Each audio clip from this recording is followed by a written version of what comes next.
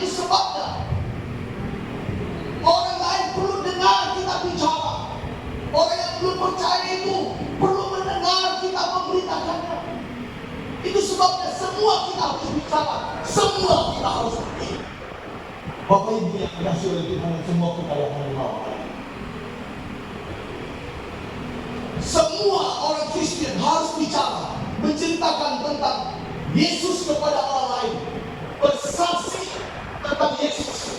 Jadikan Yesus itu sebagai cerita hidup kita, dan kita harus memberitakan dia kepada orang lain. Sebabnya hari ini, selama kita sudah menjadi orang yang percaya ini, berapa banyak kita keluar dari mulut kita cerita-cerita yang terkait dengan Tuhan. Hari ini, berapa banyak waktu masa yang telah kita guna selama kita hidup ini, cerita tentang apa yang telah kita alami dalam Tuhan. Atau selama kita hidup ini yang kedua, sudah kemana saja kita pernah pergi untuk memberitahu Yesus itu kepada mereka. Boro-boro pergi, kata orang Indonesia. Jangankan pergi, bicara saja kita berat sekali.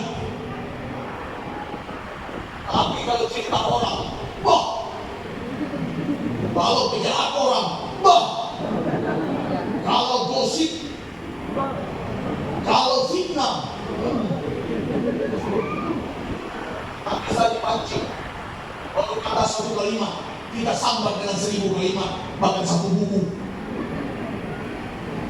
Tapi coba cerita tentang Tuhan. Hari ini jangankan tentang dia juru selamat, hal yang sederhana saja. Adakah kita cerita? Seringkali kita tutup mulut kita, hanya sekedar bilang shalom. Berapa banyak dari kita kalau ketemu di bandar, shalom, dan diam-diam aja. Ini menjadi teguran bagi kita, ibu bapak, bahwa tidak mungkin kita bisa menenangkan, memulihkan dan memutus kalau kita tidak pernah berbicara, kalau kita tidak pernah mau pergi, ibu bapak. Dan semua kita harus pergi. Ini bukan hanya tugas pastor, semua ini tugas kita. Mulai kita rancang, gereja harus terus menemukan ini. Bahkan di dalam Kisah Rasul pasal 1 ayat 8 sudah bilang apa? Kita memang harus jadi saksi Tuhan. Setelah kalau kita mengaku, ada orang yang berani ngaku dia punya Roh Kudus. Kami ini yang paling banyak Roh Kudusnya. Berani mengaku kalian punya Roh Kudus. Tapi kalau kalian tidak pernah bicara saksi tentang Yesus, itu Roh Kudus yang ngomong kosong. Bukti Roh Kudus ada dalam diri. Dari mulutmu dan keinginan keluar untuk mencari jiwa, untuk mencari orang-orang yang belum diselamatkan. Ada banyak orang yang harus kita doa di dalam pekerjaan penginjilan, ibu bapak. Jangan hanya doa buat diri terus. Ada orang setiap hari dia doa buat diri. Bukan tak boleh. Bangun pagi, Tuhan berkati saya, berkati istri saya, berkati suami saya, berkati anak saya, berkati pekerjaan saya, berkati harapan saya, amin. Malam lagi Tuhan berkati saya, berkati istri saya, berkati anak saya, berkati besok Tuhan berkati istri saya, berkati anak saya, berkati besok Tuhan berkati saya. Itu terus, bukan tak boleh, tapi tolong masukkan juga di dalam doa kita, namanya pelayanan doa kita. Doa orang-orang yang sedang pergi bagi kita, doa jiwa-jiwa yang belum percaya, doa dari pastor, ya, atau mimpi sesuatu dari pastor. Lihat pastor kita senang enggak, susah kita. Ada yang macam itu. Lihat pastor punya mobil baru, lihat istri pastor pakai kalung baru, lihat pastor punya kereta, macam-macam bunyinya. Mestinya kita bersyukur kalau kita punya pastor yang berkati Tuhan. Amin. Amin. Amin.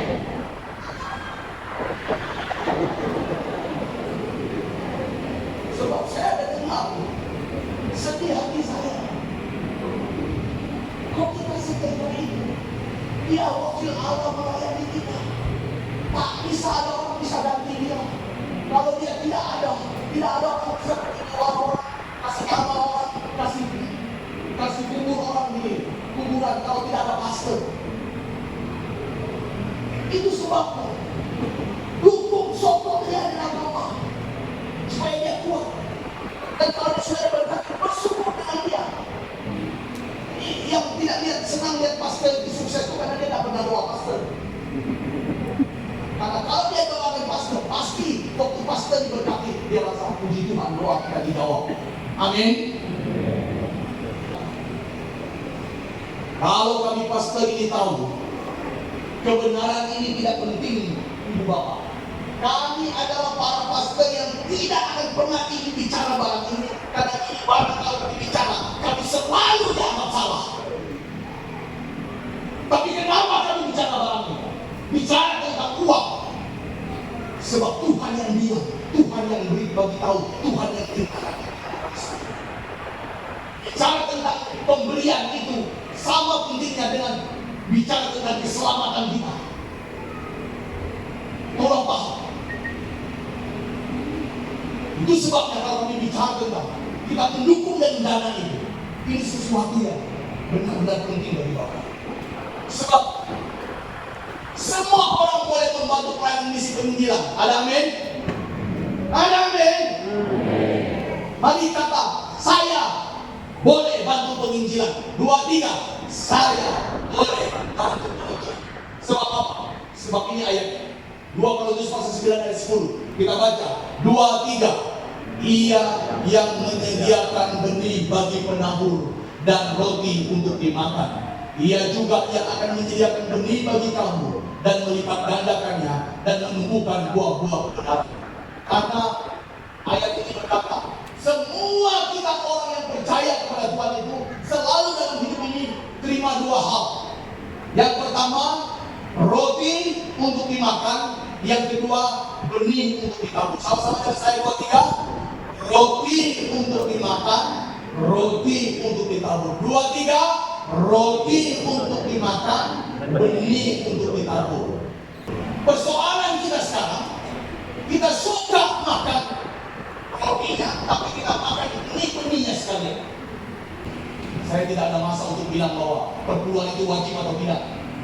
Tapi kalau Pak Iwan bilang bahwa perpuluhan itu masih perlu, maka saya berkata itu adalah kebenaran yang paling benar itu roti. Jangan lagi terganggu perpuluhan itu wajib atau tidak. Hari ini saya bilang kita masih tetap beri perpuluhan. Ada amin? Sebab Tuhan belum batal. Ayat 3 ayat yang ke-10 bawa perpuluhan itu ke rumah Tuhan. Dia belum batal. Antara perjanjian dan perjanjian lama dan perjanjian baru itu satu kesatuan. Belum pernah ada Tuhan bilang yang lama itu sudah tidak boleh kita pakai. Sekarang yang baru. Meskipun di baru ini tidak ada kata yang langsung kata bahwa itu perpuluhan itu harus, tapi kan perjanjian lama satu dengan perjanjian baru, maka perpuluhan itu masih menjadi tanggung jawab yang harus kita lakukan.